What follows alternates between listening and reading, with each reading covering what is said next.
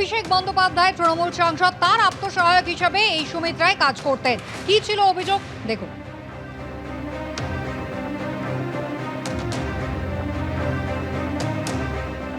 মেদিনীপুর জেলার শালবনী ব্লকের সীতারামপুর এলাকায় আমার ঠিক পেছনে যে সমস্ত জমিগুলো রয়েছে, গ্রামবাসীদের দাবি যে এই সমস্ত জমি এককালে সরকারি জমি হিসাবে চিহ্নিত ছিল, আর এই সমস্ত জমি নথি স্বাক্ষর জাল করে প্রভাব খাটিয়ে তা বিভিন্ন নামে করে রায়ত্ব জায়গা হিসাবে সেগুলো বিক্রি করে দেওয়া হয়েছে বলে অভিযোগ। এই জমিগুলা সরকারি জমি, টিএমসি জামানায় যত সব ডুপ্লিকেট দলিল বানিয়ে, জাল দলিল বানিয়ে এলাকে প্লট ভাগ করে কোনোটাদেরকে বেচে দেয়। এই বিষয়ে সুজয় হাজরা কেন, সুজয় হাজরার মতো বড় বড় নেতা আছে যাদের এখানে জমি আছে, এটা সরকারি জায়গা বলে আমরা ভেবেছিলাম। ফরেস্টের বিট অফিসার তারা চারাও দিয়েছিল, চারা দিয়ে গাছ পিট কাটানা করেছিল, সে পয়সা দিয়েছে। জোর করে তো দখল হয়ে গেল। টিএমসির আমলে এখন পুরোটা এই যে পাচির এগুলো সব হয়ে যাচ্ছে, এগুলো সব সরকারি জায়গা। টিএমসি পার্টির নেতারা বেশি দখল দিচ্ছে, এখন দিয়েছে।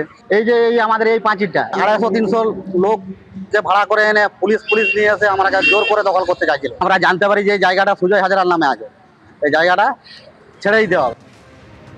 মেদিনীপুরের প্রাক্তন তৃণমূল বিধায়ক সুজয় হাজরা, তাকে জিজ্ঞাসাবাদ করে এই সুমিত রায়ের নাম উঠে আসে এবং এখানে প্রায় 300 একর সরকারি জমি, অর্থাৎ শালবনী ও মেদিনীপুরে 300 একর সরকারি জমি জালিয়াতি করে বিক্রি করা হচ্ছিল এমনই অভিযোগ সামনে আসে, যার ভিত্তিতে সুমিত রায় তাকে ডেকে পাঠানো হয় এবং আজকে সকাল 9:54 তিনি পৌঁছে গেছেন ভবানী ভবনে। চলছে জিজ্ঞাসাবাদ।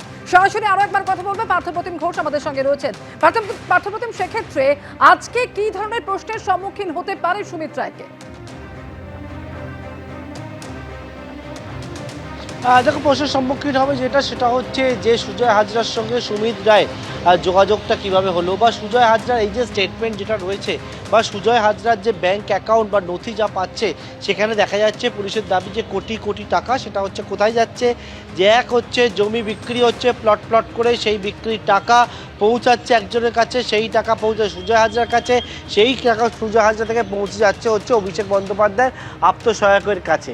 এইটা হচ্ছে গোটা হচ্ছে লাইন অফ রুট, এটা হচ্ছে এই টাকার, অর্থাৎ এই যে দুর্নীতির লাইন অফ রুট যখন এটা হচ্ছে, সেই লাইন অফ রুট ধরে তাকে কিন্তু প্রশ্ন করা হবে যে সুজয় হাজরার সঙ্গে তার কিসের সম্পর্ক, যাতে হচ্ছে সুজয় হাজরার কাছ থেকে এই টাকা সুমিত রায় তার কাছে আসছে, এবং সেই বিষয়ে সদুত্তর চাইবেন তদন্তকারী আধিকারিকরা যেটা দাবি করছেন যে সুজয় হাজরার এই যে দুর্নীতির যে টাকা, সরকারি জমি প্লট করে ভাগ করে একেবারে প্রাইভেটে বিক্রি করা, তার ফলে হচ্ছে কোটি কোটি টাকা যে দুর্নীতির অভিযোগ, সেই দুর্নীতির টাকাই হচ্ছে সুমিত রায় অভিষেক বন্দ্যোপাধ্যায়ের আত্মসহায়কের কাছে গেছে, যার জন্যই হচ্ছে এই সমস্ত তথ্য প্রমাণ যখন তারা আদালতের কাছে জমা দিয়েছে, যখন আদালতকে বলেছে যে সুমিত রায় কোনো রকমভাবে তদন্তকারীদেরকে সহায়তা করছেন না, তার জন্যই কিন্তু আদালত সুমিত রায়ের বিরুদ্ধে নন বেলেবল অ্যারেস্ট ওয়ারেন্ট ইস্যু করেছে। এবং সুমিত রায় যখন কোনো রকমভাবে কোনো খোঁজ পাচ্ছে না, তখন হচ্ছে সিআইডি যেহেতু নোডাল এজেন্সি, তার জন্য হচ্ছে যে যাতে দেশ ছেড়ে না পালাতে পারে তার জন্য লুক আউট সার্কুলার জারি করা হয়েছে।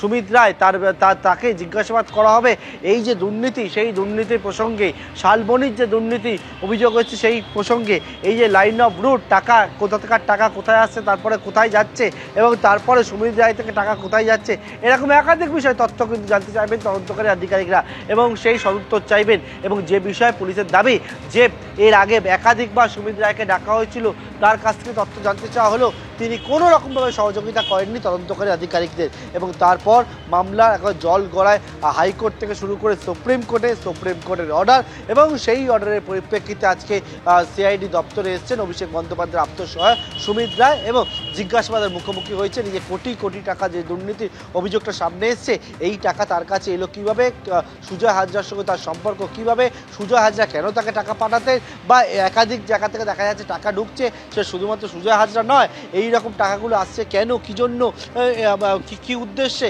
এরকম অনেকগুলো বিষয় রয়েছে যেটা জানতে চাইবেন তদন্তকারী আধিকারিকরা।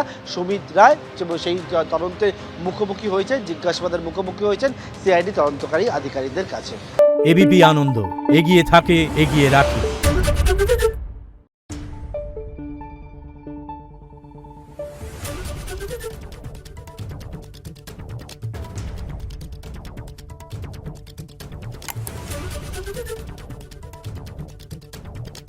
Thank you.